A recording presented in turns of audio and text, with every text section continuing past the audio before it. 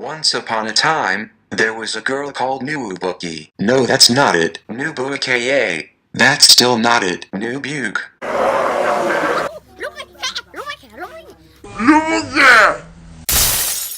Shout out to my cute background because nobody can do it like the background. That was terrible sounding and we shall not film on my laptop again. Of course, I jumped out of bed like this. As you can see, I'm in my pajamas and I'm ready to jump into the video. Jokes. So yeah, that has been me in the morning and how I looked when I wanted to say hello. But you know what, doing a nice video, so we gotta dress up nicely and then just come back. So for those of you who don't know, I have been cast as the preacher for Shotgun Theatre and the University of Exeter's Bonnie and Clyde. And one of the songs that I sing is God's arms always open, God's arms always open, always.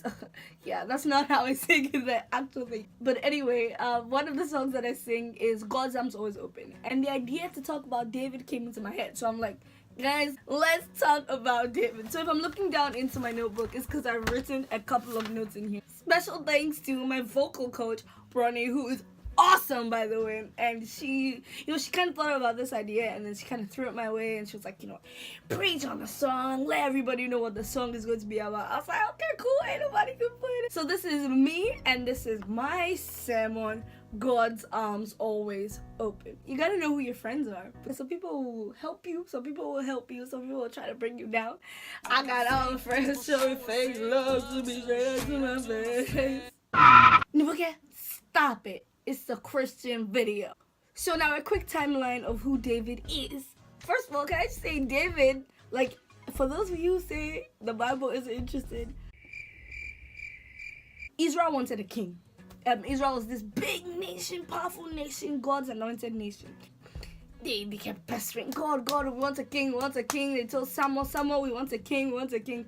This guy, Saul, was chosen to be anointed as the king. Oh, and this was a big deal because Saul was about to be the first king of Israel. And God allowed Israel to conquer many nations, and under Saul's rule, everything was going nice and smooth. And then there was this nation that they were supposed to attack. And when they attacked it, they were supposed to destroy it.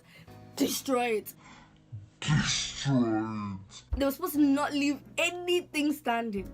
Homeboy Saul was like, nah man, I'ma just leave the king and take all the cattle and the sheep. But God was like, Saul, destroy. But Saul was being a bit too troublesome.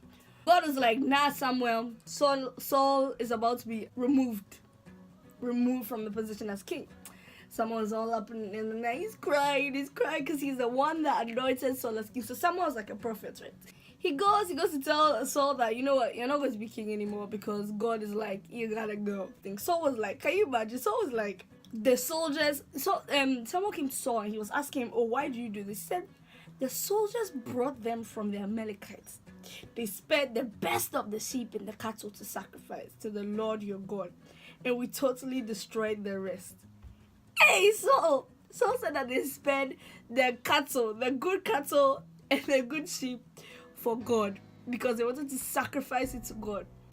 And this is where that verse, to obey is better than sacrifice, comes from, right? Because God did not tell Saul to take the cattle and the sheep and sacrifice it to him. He told him kill and destroy everything. So that was a big no-no. So when God told Samuel that he was supposed to go and anoint somebody else as king, Samuel was like, God, I don't know if I can do that just because Saul is freaking watching my back. He's gonna kill me if he knows I'm anointing somebody else as king, even though he knows he ain't gonna be king anymore. Cool. Now God helps Samuel. Samuel gets to this guy Jesse's house. Now Jesse brings out all his sons because Samuel tells Jesse that God is about to anoint your children. So Samuel goes to Jesse's house and all the sons that Jesse has brought out are lined up there. And Samuel sees some guy. He's like, look at this guy. He's meant to be God's anointed one.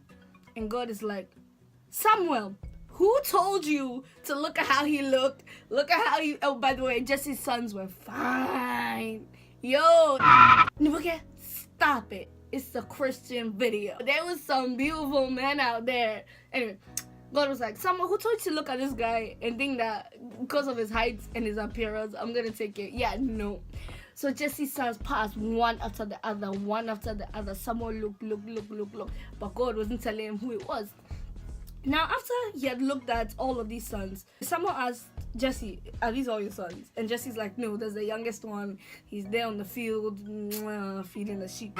So someone's like, "Bring that son." And then, so Jesse brings that son. And it's David. It's homeboy Dave. He gets anointed. Cool. End of story. Many years down the line, Jesse tells David to go to the battlefield because this time Israel was fighting the Philistines, their enemies, sworn enemies. Jesse tells David, go and get food and go and give it to your brothers. They're fighting the Philistines. I want them to have some food. And so David goes, and then he sees this Philistine guy saying, "Oh, you Israel, you're supposed to be God's nation. Come fight me. Come fight me. Come fight me." And then David's like, "Who the heck is this guy?" And look, Goliath is a giant. David is an ungiant. Giant. Ungiant. David's like, "Who's this guy? Insulting God's nation. I'ma fight him." His brothers are like, "Shut up, boy. Come back home." David's like, "I'ma fight him." So they put him in armor. He's walking. He's like, "No, this thing's too heavy. I don't want to wear the armor. I'll fight them with my slingshot." He goes on the field, gets his slingshot, kills Goliath. Everybody's like, "Oh, David, how?" Now David is just like, everybody's like, "Ooh." And then this is where, oh my gosh, best song ever. And I will leave the link to that sermon in the description box below. But this is where everybody started singing a song, and it was like, "David, oh, David killed 10,000. Saul 1,000. Shout out to Michael Todd because that was his song. And the people started singing this song. And by night, Saul is the king. Saul is the king right now. He's not supposed to be. I mean, if you've been tracking me from the beginning, remember Saul's about to be outed. Saul gets angry. On top of that, too, David and Saul's son, Jonathan, they hit it off. They are best friends. Now, Saul tries to kill David multiple times, and David has to run away because by this time he realizes that David is the anointed one. David's about to be the king. Saul tries to kill David. There was one time Saul was going for a poop in the bushes, and David sees Saul going for a poop, and his men are like, kill him, this is your opportunity. Once you kill Saul, you are the king. Homeboy was pooping. He had left his men because he's going to poop. He doesn't need protection. And how you gonna attack a man who's pooping?